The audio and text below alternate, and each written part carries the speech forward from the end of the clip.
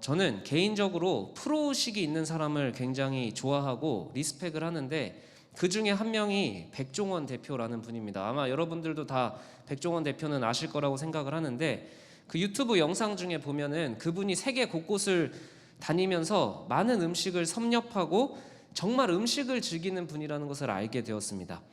근데 그분이 중국에 가서 취두부라는 음식을 먹는 장면이 나오더라고요. 근데 이게 자기는 이제 냄새가 안 좋다라고 하면서 먹는데 너무 맛있게 드시는 거예요. 그래서 취두부를 직접 본 적도 없고 냄새를 맡아본 적도 없는데 맛있겠다라는 생각이 들 정도로 맛있게 드시는 겁니다. 그래서 취두부의 음식이라는 거에 대해서 되게 궁금하고 맛보고 싶다라는 생각을 막연하게 하고 있었습니다. 근데 또 어떤 영상에서 보니까 코로나 후유증으로 후각을 잃은 사람이 나오는 거예요. 근데 다른 거는 냄새를 다 못 맡는데 취두부만 갖다 대면 헛구역질을 하는 거예요. 그러고선 도저히 못 맡겠다. 이건 뭐 하수구의 썩은 냄새다라고 이야기를 할 정도더라고요. 근데 똑같은 음식인데 누구는 너무 맛있게 먹고 누구는 못 먹는 거예요. 역하게만 느끼는 거예요. 이처럼 우리도 비슷한 경우가 있죠. 된장이나 김치가 우리한테는 맛있는 냄새로 느껴지는데 누군가에게는 안 좋은 냄새로 느껴지는 겁니다. 그러니까 이처럼 다른 문화가 다른 것에서 어떤 냄새가 환영받고 어떤 냄새가 배척받는 현상이 존재한다라는 거예요. 이렇게 냄새를 공유하는 정체성을 실제로 문화 인류학에서는 이렇게 표현을 하더라고요. 향기 울타리. 그래서 같은 문화면 같은 향기를 품어주고 다른 역한 냄새는 배척을 하는 게 향기 울타리라는 게 있대요. 오늘 나에게서는 어떤 냄새가 나나라는 제목으로 하나님의 말씀을 선포하려고 하는데, 여러분, 냄새는 단순히 코로 맡는 것뿐만 아니라 비물질적인 걸 표현할 때도 씁니다. 나쁜 행동하는 사람한테 나쁜 냄새가 난다라는 표현을 쓰기도 하고요, 영혼에 좋은 향기가 난다라는 표현도 쓰기도 합니다. 여러분 스스로에게서는 어떤 냄새가 나는 것 같으십니까? 여러분 스스로의 냄새에 대해서 묵상해 보거나 여러분의 영혼의 향기에 대해서 고민해 본 적이 있습니까? 여러분의 영혼에서 향기가 나는지 혹은 악취가 나는지, 아니면 내가 친한 아이들끼리는 전혀 이상한 게 없어서 아무렇게나 지내는데 교회에서만 오면 누군가가 나를 찌푸리는 것처럼 보는 것 같은 현상을 경험해 보지는 않았습니까? 오늘 말씀을 통해 나의 정체성을 한번 규명해 보고자 합니다. 나에게선 도대체 어떤 냄새가 나는 것인가?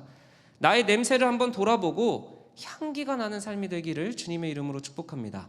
나에게서 나야 할 냄새 첫 번째입니다. 한번 따라해 봅시다. 바울의 냄새.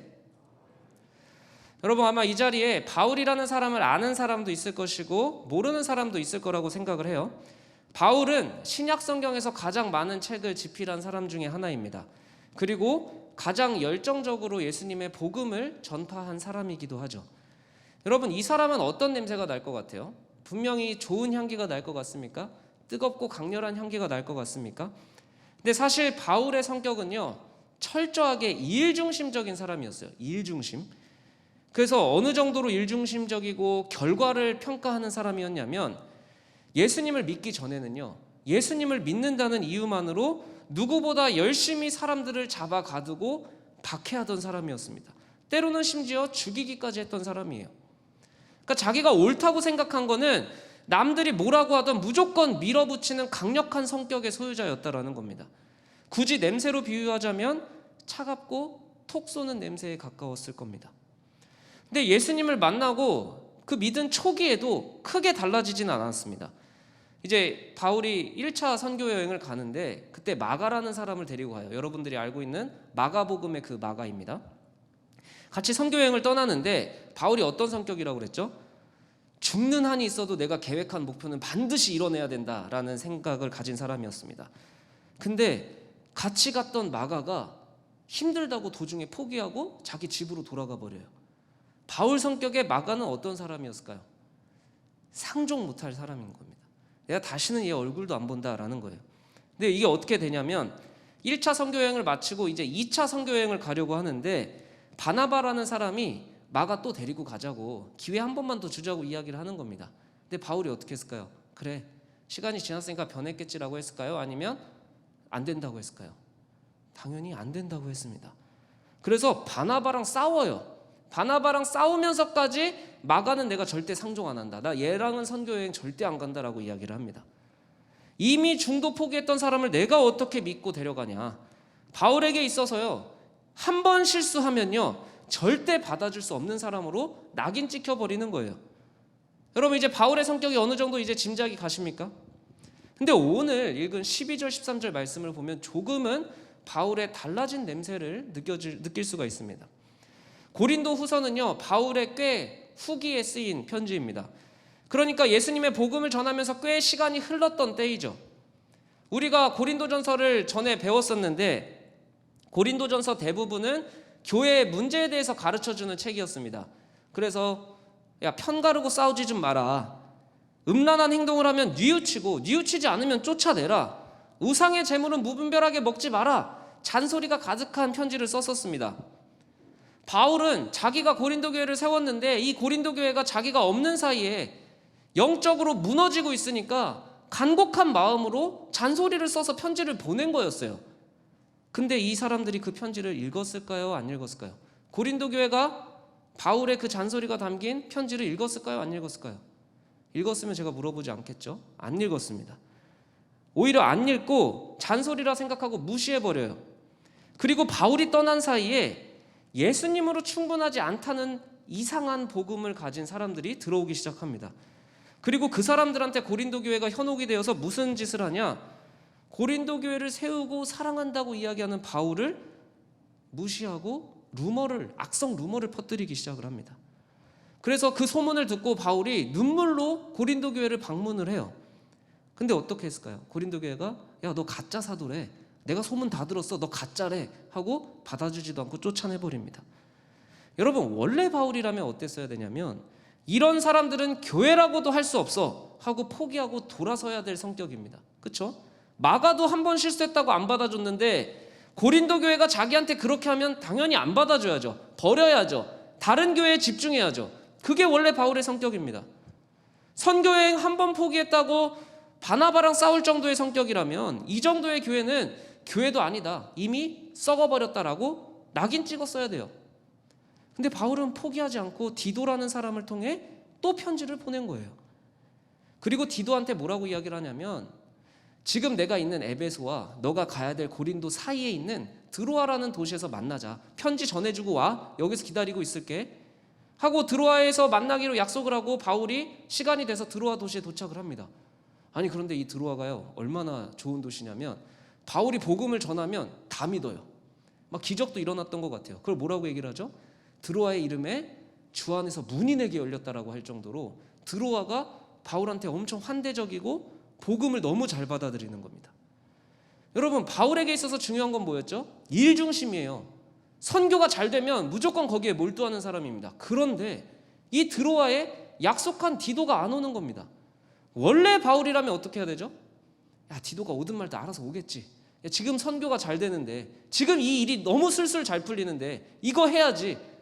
열심히 사역을 진행을 했어야 될 텐데 바울이 오늘 뭐라고 합니까? 디도가 안 오는 게 마음이 편하지가 않대요. 아니 어떻게 이런 일이 있을 수 있을까요? 마음이 편하지 않아서 선교 사역을 드로아에서 그렇게 잘 되는 선교 사역을 다 포기하고 고린도 교회와 더 가까운 마게도냐로 바다를 건너서 가는 겁니다. 여러분, 이게 말이 됩니까? 어떻게 보면 고린도 교회는 바울의 가장 아픈 손가락이라고 할 수 있는 교회입니다. 고린도 교회를 향해서 편지를 보내고 눈물로 방문을 하다가 또 쫓겨나고 편지를 또 쓰고 포기하지 않는 겁니다. 너네는 교회도 아니야, 너네는 구제불능이야 라고 낙인 찍지 않고 눈물로 자기의 진심을 전하고 또 전하고 있는 겁니다.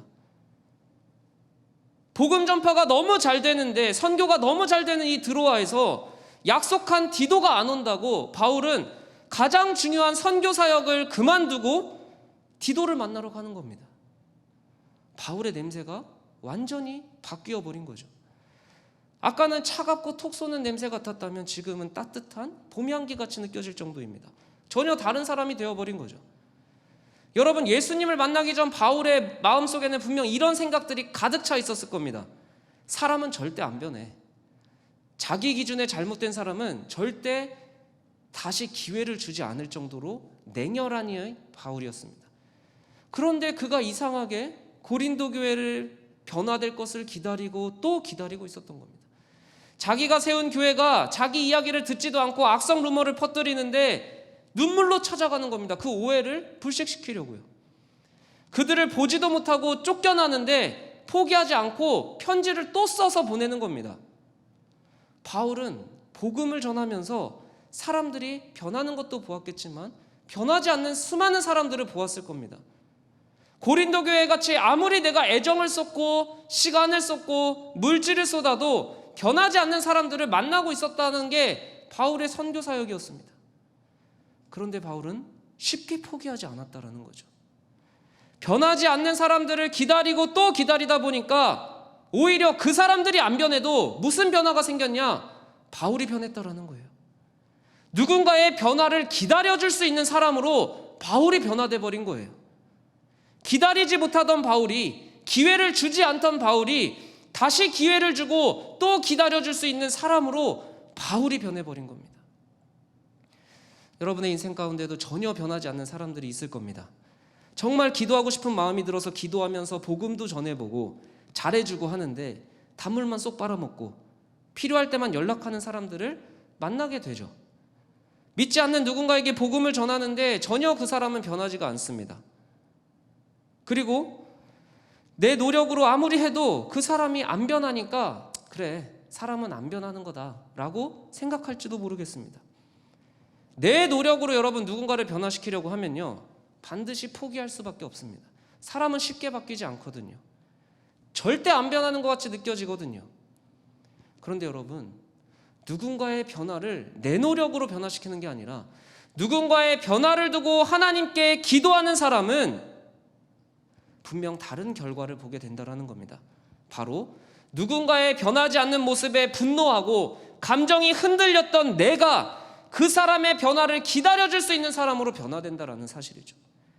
그 사람의 변화보다 먼저 나의 변화를 보게 되는 겁니다. 그 사람의 변화보다 먼저 나의 변화를 경험하게 된다는 거예요. 변화되지 않을 것 같은 사람들을 위해 기도하는 사람은 오히려 누군가의 변화를 위해 기다려주는 성숙한 사람으로 변화된다는 것입니다. 이 시간 변화되지 않아 힘든 청년들이 있습니까? 나는 노력하는데 공동체가 변하지 않고 나만 혼자 애쓰고 애정 갖고 있는 것 같아서 지친 청년들이 있습니까? 누군가의 변화를 위해 기도하는데 계속 지쳐만 갑니까? 포기하지 않았으면 좋겠습니다. 여러분의 노력과 여러분의 애씀은 반드시 한계에 부딪히지만 포기하지 않고 또 기도하고 하나님께 은혜를 구하십시오. 은혜를 구할 때 하나님은 먼저 여러분이 누군가의 변화를 기다려줄 수 있는 그런 사람으로 변화시켜 주실 겁니다. 여러분, 바울의 냄새는 변했습니다. 그러나 우리에겐 또 질문이 있죠. 도대체 어떻게 변한 것일까? 사람이 안 변하는데 그는 어떻게 변한 것일까? 나에게서 나야 할 냄새 두 번째 따라해 봅시다. 예수님의 냄새. 여러분, 스스로도 내가 좀 변했나라고 싶을 때가 있습니다. 뭔가 자기가 익숙하게 하던 행동과 나쁜 습관이 변화된 것을 느낄 때가 있죠. 바울도 아마 자기가 변화된 것을 알았을 겁니다. 자신의 변화를 감지하고요, 이렇게 고백을 합니다. 오늘 말씀 14절인데요. 항상 우리를 그리스도 안에서 이기게 하시다. 그리고 우리를 말미암아 그리스도를 아는 냄새를 나타내시는 하나님께 감사한다라고 씁니다. 여러분, 바울은 자기의 냄새가 그리스도를 아는 냄새로 바뀌었다라고 고백을 해요. 자기의 냄새가 그리스도를 아는 냄새로 변한 걸 깨달았습니다. 그리고 변한 이유가 무엇이냐? 그리스도 안에서 이기게 해주셨다라고 고백을 해요. 여러분, 냄새를 이야기하다가 왜 갑자기 그리스도 안에서 이긴다라는 말이 나왔을까요? 여러분, 제가 여러 번 얘기했지만 예수님이 살던 당시, 바울이 살던 당시는 어떤 시대였죠? 로마 시대였습니다. 이 로마 시대에는요, 여러분, 냄새랑요, 승리가, 그러니까 냄새랑 이기는 게 아주 밀접한 연관을 갖고 있어요. 무슨 밀접한 연관이냐면, 여기서 이긴다는 말이 어떤 말이냐면 큰 전쟁을 이기고 개선 행진을 한다라는 뜻이에요. 로마 시대는요, 큰 전쟁을 이긴 특별한 장수한테 특별히 원로원에서 로마 도시에서 개선 행진을 할 수 있도록 허락해 주었습니다. 이 개선 행렬에는 일정한 형식이 있는데 로마는 왜 위대해졌는가라는 책에서 여러분들이 자세하게 참고하실 수 있습니다. 근데 그 책에서 이렇게 이야기를 해줍니다. 맨 앞에는요, 로마로 들어갈 때 군대를 파견하고 개선 행진을 허락한 원로원과 고위 관료들이 앞장서서 로마로 들어갑니다. 그럼 그 뒤에는 뭐가 따라오느냐? 전쟁에서 이긴 전리품들 있죠. 전리품들을 같이 갖고 들어갑니다. 전리품들 갖고 들어가고 그 다음에 따라가는 게 정복된 나라의 왕과 포로들이 따라갑니다. 그리고 나서 등장하는 게 개선 장군이랑 군인들이에요. 이 개선 행렬에 빠질 수 없는 게 바로 향로와 향불입니다. 아니, 개선 행진을 하는데 왜 향을 피울까? 개선 행진을 하는데 왜 이 향을 피워야 되는 걸까? 여러분, 전쟁에서 이기고 온 사람들에게 굳이 향을 피워야 될 이유가 있을까요? 여러분, 군대에 다녀온 분들은 아실 겁니다. 이제 가실 분들도 있겠지만 제일 짧은 훈련이 4박 5일이거든요. 4박 5일 동안 씻을 수가 없어요.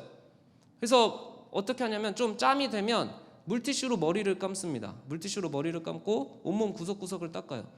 그렇게 해도 돌아오면 땀내에 쩐내에 아주 악취가, 그런 악취가 없습니다. 그런데 이 로마 시대 때 전쟁하고 온 사람들은 어떻겠어요? 몇 달, 몇 년을 피냄새가 진동하는 곳에서 씻지도 않다가 온 거예요. 얼마나 안 좋은 악취가 그들의 몸에서 나겠습니까? 온몸에 피냄새가 진동할 거고, 피 썩은 냄새가 진동할 거고, 사람 시체 냄새가 날 겁니다. 전쟁을 마친 병사들은요, 이렇게 악취가 나는 것뿐만 아니라 문제는 뭐냐면요, 살기가 가득하다라는 거예요. 그래서 로마는요, 절대로 전쟁한 병사들이 바로 로마에 못 들어오게 했어요. 사고를 칠까 봐. 그래서 항상 로마에 들어오기 전에 어떤 도시에서 머물면서 전쟁의 스트레스를 풀게 했습니다. 그리고 씻게 했죠. 근데 그렇게 씻어도 몇 달, 몇 년의 피냄새는 쉽게 빠지지 않는 겁니다. 살기로 가득하고 전쟁의 냄새로 가득한 사람들이 일반 시민들이 살고 있는 도시로 들어올 때, 그래서 로마는 향을 피워서 그들의 살기 가득한 냄새를 덮어버리는 겁니다.